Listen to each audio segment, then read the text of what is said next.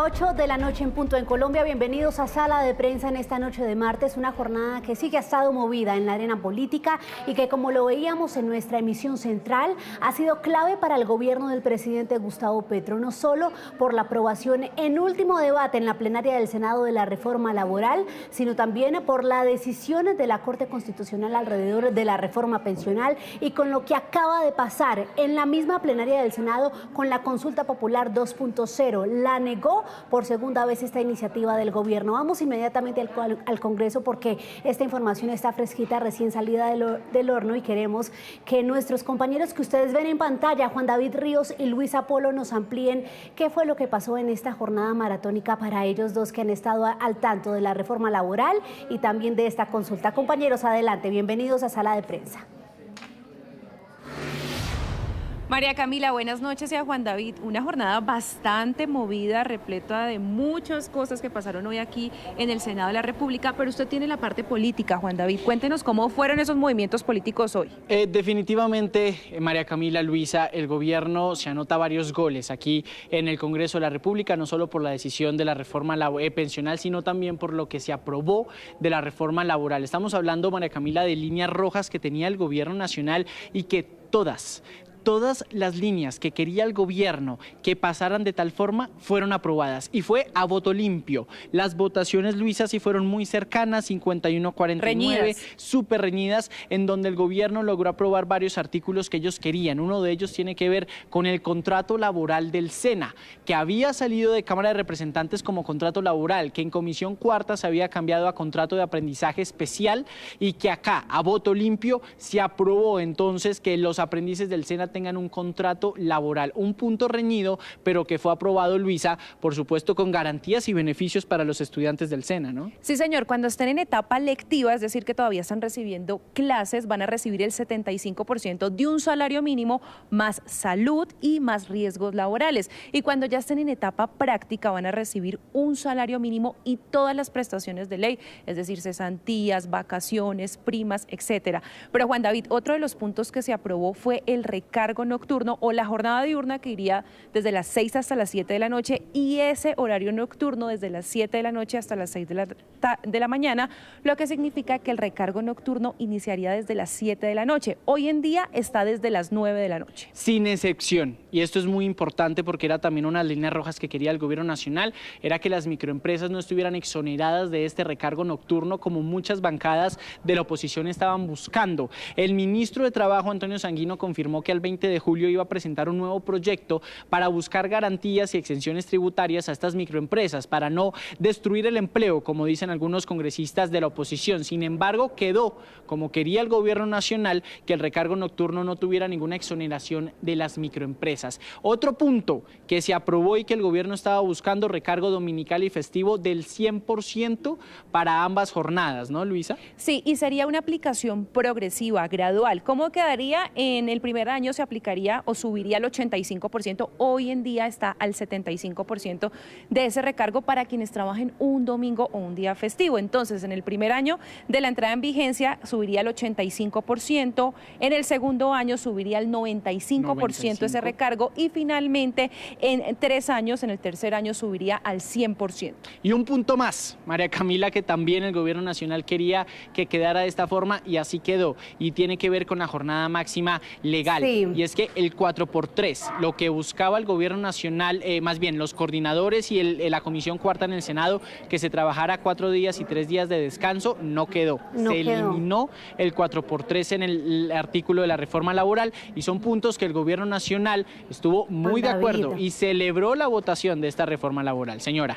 Sí, el ambiente hoy es más de victoria para el gobierno que lo está celebrando, pero nos quedan unos minutos con ustedes desde el Congreso para que nos cuenten, porque aquí en Sala de Prensa conocemos lo que pasa tras bambalinas con lo que fue la inmediata negación de la consulta popular 2.0. Lo que se esperaba era que si se aprobaba esta reforma, el gobierno cedería en retirar esa consulta e incluso el decretazo. ¿Qué fue lo que pasó? Mire, hablamos con el ministro del Interior, Armando Benedetti. Yo mismo me le acerqué y le dije, ministro, usted ayer me había dicho que iba a retirar la consulta 2.0 o la 3.0, como se llamara, si se diera la aprobación de la reforma laboral. El ministro Benedetti me dijo que estaba proponiendo esperar a la conciliación de Senado y de Cámara de la reforma laboral y luego votar esa consulta 2.0. Él quería tener todas las cartas sobre la mesa. Por supuesto no se logró, el pacto histórico se retiró de manera inmediata para intentar romper el quórum, pero no logró y por eso se hundió la consulta popular 2.0. Y el decreto, ya para finalizar, María Camila, el decreto sí dice el ministro que no la retiran hasta que salga la conciliación. Hay que esperar quiénes van a ser esos conciliadores de Cámara y de Senado. Pues compañeros Luisa Polo y Juan David Ríos, gracias por su trabajo el día de hoy y por estos reportes que nos ayudan ya a tener el panorama, la foto completa de lo que fue esta jornada. Los dejamos descansar o más bien preparar sus informes para nuestras próximas emisiones y vamos inmediatamente a otro punto allí del centro de la capital del país con Rocío Franco, la ven ustedes allí con el Congreso de fondo. Y Rocío, queremos saber entonces los detalles de la decisión de la Corte. Usted lo explicó muy bien en la emisión de las 7 de la noche, pero aún hay muchas dudas. Aquí nos preguntan los usuarios de Noticias Caracol en vivo sobre entonces si lo que ganó el gobierno fue que literalmente se le reabriera su discusión para que puedan volver a repetir lo que pasó en esa muy cuestionada sesión de la reforma pensional. ¿Qué fue lo que decidió la Corte, Rocío? Pues lo que decide la Corte es que en la reforma pensional hubo un vicio de procedimiento subsanable. ¿Esto qué quiere decir? Que la Corte lo que evidenció es que ya se dio al final del trámite, entonces podría ser subsanado. Lo contrario sería si hubiera sido al principio de este trámite de esta norma. Al considerar esto, la Corte pues señala que la forma de subsanarlo es devolverlo al Congreso de la República para que supla la falta de debate que se presentó en esta ocasión. Estamos hablando que deberá hacer una discusión y deberá votar. Esto a partir del vicio que se presentó por la aprobación de una proposición para que todo lo que había en el Senado se aprobara automáticamente en la Cámara sin ningún tipo de discusión. Pues bien, eso no podrá volverse a repetir y deberá hacerse una discusión en el Congreso de la República con una votación y que termine con una nueva o con la misma reforma pensional. Lo que ha señalado la Corte entonces es que va a dar un plazo a partir de la notificación de 30 días para que en una sesión ordinaria y si se convoca en una extraordinaria se pueda suplir el vicio de procedimiento que dice que se efectuó por parte del Congreso de la República. Además señala que ya la vigencia no será el próximo 1 de julio ya que queda suspendida. Por ejemplo, uno de los efectos va a ser el 1 de julio ya no operará el tema para aquellas personas jóvenes que no han cumplido, digamos, las semanas a las cuales se les va a dividir su pensión entre el fondo privado y el público. Ese será uno de los efectos. Pero otro efecto es a partir de lo que ha dicho la Corte Constitucional, por ejemplo, es que no se va a suspender lo que ya venía estando vigente en el marco de esta ley y es el tema de los traslados para las personas que ya tenían la edad y las semanas de jubilación. Rocío, ¿qué pasa si, por ejemplo, el fallo de la Corte no aterriza en el Congreso antes de que se acabe la legislatura? Para poder decretar las sesiones extraordinarias se necesita el fallo, ¿no? Pues más que el fallo es la notificación. La Corte simplemente nos explicaba, puede emitir una comunicación al Congreso de la República diciéndole lo que encontró más allá del fallo, porque claro, entendemos que el fallo ya es los considerandos de qué se considera un vicio de procedimiento subsanable, cuál fue ese vicio subsanable, como todo el fondo, pero aquí lo que va a primar es la notificación que haga por escrito la Corte Constitucional al Congreso de la República. Algunos nos señalan que podría surtir en el término de una semana, en el término de más o menos una semana nos están diciendo, pero la situación es la notificación que debe surtirse efectivamente ante la Corte, así no haya el fallo formal. Pues Rocío, se ve que está venteando fuerte allá en el centro de la capital del país. Gracias por este reporte y estamos, por supuesto, muy pendientes de lo que pasa entonces con la Corte y la plenaria del Senado. Gracias, Rocío, por su reporte. Claro que sí. Algo que se me quedó en el tintero y es que esta norma debe devolverse, tan pronto la tramiten en el Congreso, la deben devolver a la Corte Constitucional, claro, para que establezca a la Corte, y la Corte debe evidenciar ¿se superó o no el vicio de procedimiento? Y tan pronto la Corte diga, se superó el vicio de procedimiento, al día siguiente cobrará ejecutoria, o sea, ya quedará vigente. Quedaría vigente la reforma pensional, 2 iniciativas del gobierno que fueron noticia en esta jornada de hoy. Nos despedimos de Rocío Franco y ven ustedes en pantalla a nuestros compañeros Carlos Barragán y Nicole Buitrago, que han estado toda esta jornada también acompañando a los familiares y amigos de Miguel Uribe en la Fundación Santa Fe. Compañeros, adelante, ¿cuál es el reporte de la jornada de hoy?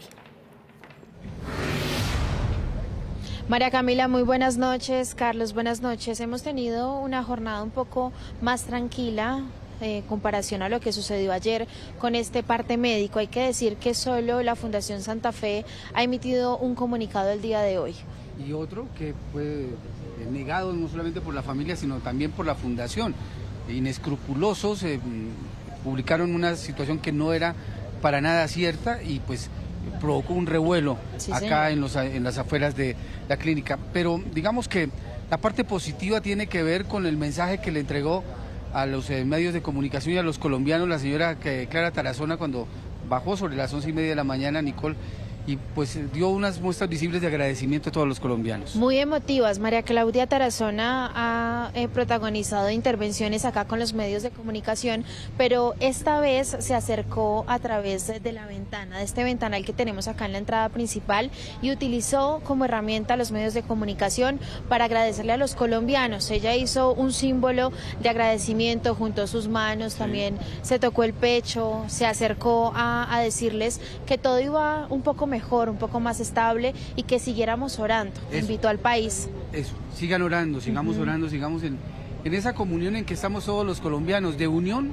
de rechazo a los violentos y por buscar la paz de nuestro país. Sí, señor, y también logramos una conversación bastante cercana con el tío del senador Miguel Uribe Turbay, el doctor Julio César Turbay, que ha estado también en los últimos días muy atento acá a la salud de su sobrino y nos ha manifestado un mensaje poderoso, y es que Miguel no solo está haciendo lo que puede con su salud, sino que está aferrado a la vida desde la unidad de cuidado intensivo. Y enviándole a los colombianos justamente, María Camila, ese mensaje de unión y de reconciliación. Escuchemos lo que nos dijo en las afueras de la Fundación Santa Fe, Julio César Turbay Quintero. Sigue en iguales condiciones de salud como las que han descrito los médicos, que es bastante delicado, pero felizmente pues ha estado más estable hoy y pues nosotros seguimos esperanzados, con mucha fe y rogando porque mi Dios nos lo devuelva con su salud entera y podamos volver a tenerlo entre nosotros. Doctor, cuando ustedes pasan en la clínica, por ejemplo, en la salida, en la entrada, y ven esta cantidad de gente, las manifestaciones en el país, orando y pidiendo por Miguel, ¿qué pasa por el seno de la familia Turbay? Nos sentimos muy conmovidos con la solidaridad inmensa de los colombianos, que ha sido verdaderamente espléndida, y nos sentimos pues comprometidos además con el cariño expresado por la gente, de manera que solamente nos queda esperar que mi Dios nos ayude a que Miguel recupere su salud. Y una última, doctor, la gente siente que Miguel sigue cumpliendo con su misión, la de unir a los colombianos. Pues sí, él que siempre ha tenido nobles ideales y grandes propósitos, desde su estado actual está contribuyendo a que la gente se despierte un poco del letargo y se dé cuenta que no podemos seguir viviendo en este mundo de odios, de resentimientos y de enfrentamientos salvajes y locos. Es necesario replantearnos entre todos los colombianos lo que está sucediendo y buscar la manera de que haya un encuentro entre todos los compatriotas. Carlos, es impresionante el mensaje que se ha trasladado. Ya hay una relación, hay un vínculo entre la familia del senador Miguel Uribe Turbay y los ciudadanos, porque ustedes a esta hora van a ver lo que está pasando acá. Son las 8:15 de la noche y esto no ha parado. Usted ha estado desde muy temprano acá. Claro, muy temprano, Nicole, pero lo que realmente impresiona es eso. La solidaridad de traer la vela o su velón, ponerlo, cerciorarse de que se encienda y que esa llama que está encendida ahí no se apague, que esa luz de esperanza siga y pues nosotros por supuesto estaremos aquí muy pendientes de la situación médica y clínica, que hay que señalarlo así, Nicole, porque así lo dice el comunicado que se emitió a las 7:10 de la mañana, sigue siendo muy reservada, pero también es muy grave. Sí, señor, ese ha sido el comunicado de la Fundación Santa Fe de Bogotá. Recordemos, único parte médico del día de hoy, el número 11 desde que el senador Miguel Uribe Turbay entró aquí a la Fundación Santa Fe hace ya 11 días. 11 días, y para mí hay una frase de María Camila que resume esto. Señor. Se llama aferrado a la vida. Aferrado Eso es lo a la que está vida. haciendo justamente Miguel Uribe Turbay. Fuerza Miguel, es un país que ora por ese milagro. Gracias Carlos y Nicole por su reporte. Y bueno, hasta ahora a las 8 de la noche 16 minutos, leemos sus comentarios aquí en Sala de Prensa, coinciden con el agite de esta jornada hoy en la arena política, también en lo que tiene que ver con la jornada clave para el gobierno, y vamos a analizar todo lo que pasó porque a esto se suma un dato adicional, y es que el registrador Hernán Penagos le dijo hoy al gobierno que no se puede realizar la consulta popular, es decir, ya la elección en las urnas en los términos que esperaba el Ejecutivo. Entonces, como ustedes ven, son varios frentes moviéndose alrededor de lo que tiene que ver con las iniciativas del gobierno. Saludamos hasta ahora a Gabriel Cifuentes, analista político de aquí de la casa. Gabriel, ¿cómo ve esta jornada entre reforma laboral, reforma pensional, consulta popular, el llamado también, bueno, sí, al orden con lo que pasó muy desafortunado con el comunicado falso de la Fundación Santa Fe? Una semana bien agitada. Una jornada. María Camila, un día lleno y cargado de noticias políticas.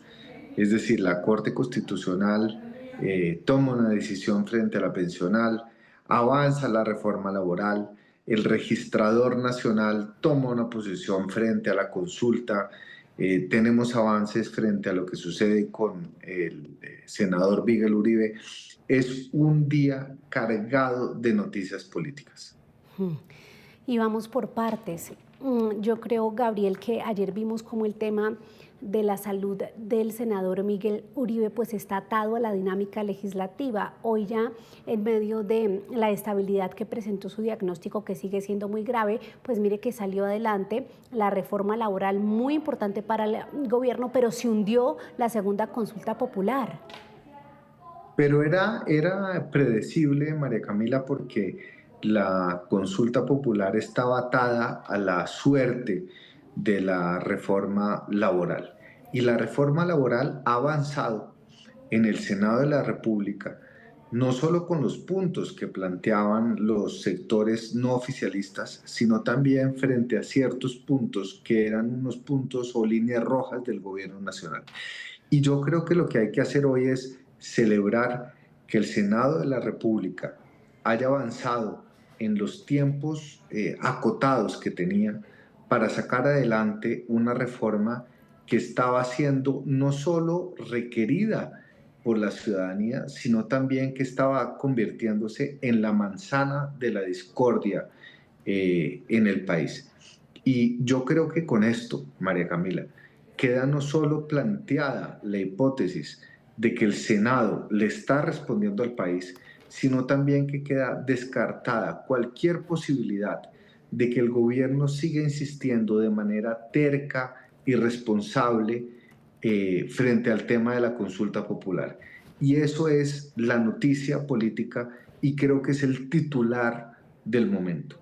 El Senado de la República ha hundido la posibilidad política de que avance con argumentos jurídicamente injustificables la consulta popular decretada de manera ilegal por parte del gobierno del presidente Gustavo Petro. Pero entonces, Gabriela, hay un tema que es clave y es esperar si con el mensaje de aprobación de la reforma laboral se removería lo más grave de esta situación a nivel constitucional y a los ojos de todos los expertos, que es el decretazo. Pero son dos cosas distintas. Claro, pero mire que el es... mensaje es el mismo sobre la voluntad del Congreso de, primero, analizar el tema laboral y tomar una decisión, y también de decirle al gobierno, mire que eso no es necesario, y dos, que insistimos en que no se puede por la vía de la fuerza. Entonces, un tema es el tema político, y hoy el Senado ha respondido frente al clamor del pueblo, porque yo sí creo que la reforma laboral era necesaria. Creo que eso fue justamente lo que motivó el apoyo frente a la iniciativa del gobierno de avanzar en la reforma laboral, que hoy el Senado de la República ha votado incluso favorablemente frente a muchos de los puntos que eran líneas rojas del gobierno. Y eso políticamente desmonta, desarma la argumentación del gobierno de avanzar frente a la iniciativa de la consulta popular. Y por el otro lado, María Camila, está el asunto jurídico. El asunto jurídico hoy fue, por un lado, tuvimos la noticia del registrador que solicita en buena hora un concepto del Consejo de Estado frente a la viabilidad inédita de que el gobierno pueda decretar una consulta popular, incluso traspasando las líneas y las normas de la Constitución, y que a todas luces, de acuerdo con los conceptos de los juristas más destacados del país, carecía de cualquier clase de soporte constitucional.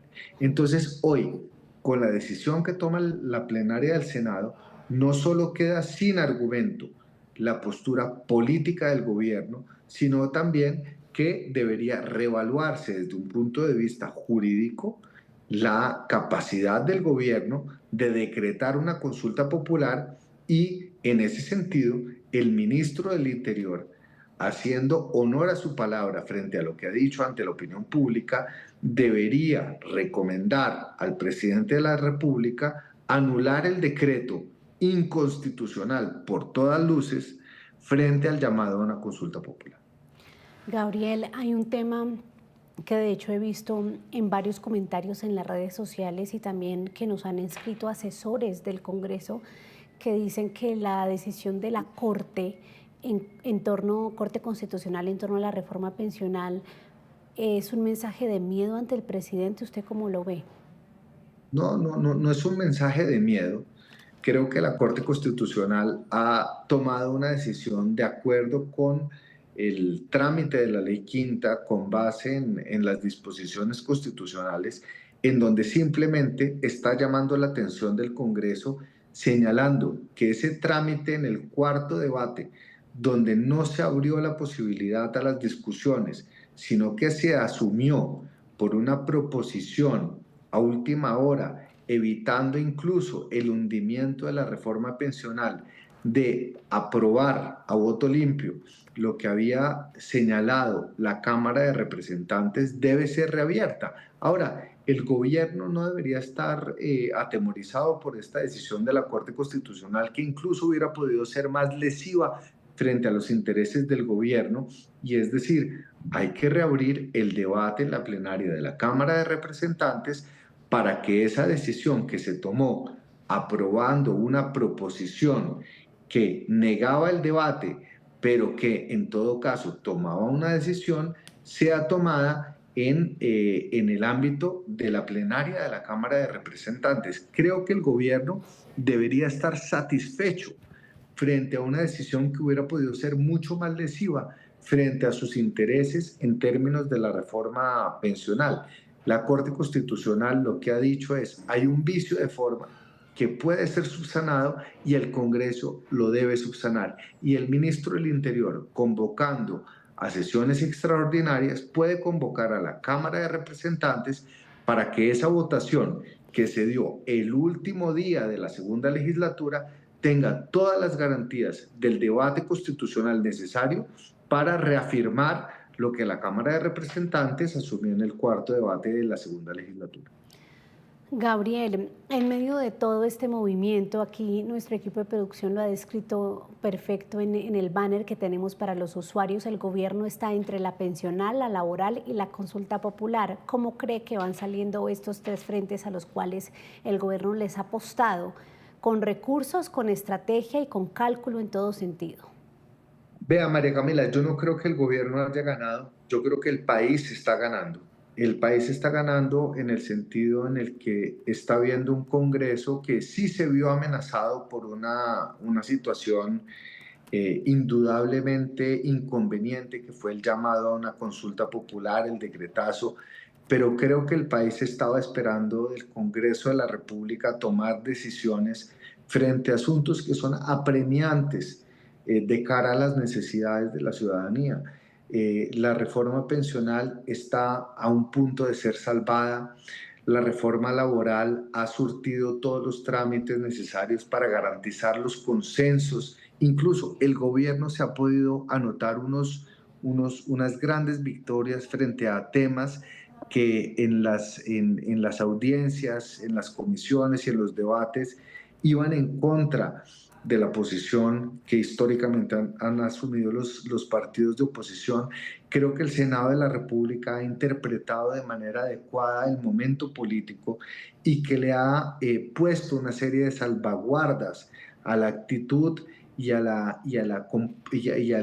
trámite legislativo que, María Camila, esto es lo más importante, evita que el gobierno nacional, de manera arbitraria, interpretando equivocadamente la Constitución, se salte los trámites legislativos, convoque a consultas, llame a constituyentes. Creo que el Congreso de la República ha respondido frente a las necesidades del pueblo, ha respondido también frente al llamado del gobierno y que están cerrando cualquier posibilidad de que el gobierno actúe por fuera del marco constitucional. Si a pesar de esto el gobierno sigue insistiendo en una consulta, sigue insistiendo en una constituyente, no solo está desconociendo lo que ha pasado hoy en el Congreso, que es altamente favorable frente a la agenda legislativa del gobierno, sino que simplemente está mandando un mensaje absolutamente contrario, no solo frente a la Constitución, sino frente a lo que se está esperando del gobierno en este momento.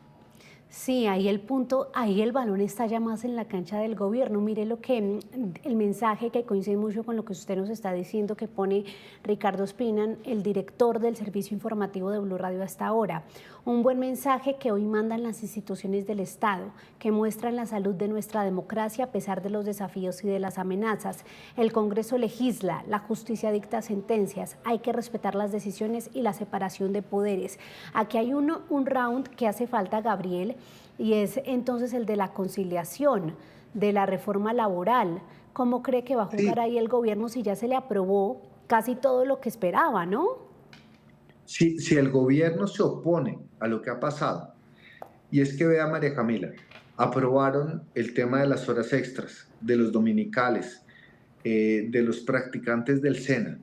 Si el gobierno verdaderamente, con la influencia que tiene en la Cámara de Representantes, se opone a este texto que ha sido conciliado, que ha verdaderamente surtido un trámite legislativo exprés, inédito en la historia de nuestro país, simplemente estaría demostrando la mezquindad y el interés político que hay detrás de esta reforma laboral. A mí me parecería absolutamente incomprensible que el gobierno no firmara, no aceptara esto como una gran victoria que ha tenido el gobierno frente a una de las políticas sociales que ha sido promesa de la campaña, que ha sido una de las banderas más luchadas por este gobierno, simplemente por el ánimo político de capitalizar de manera mezquina lo que ha sucedido hoy en el Congreso.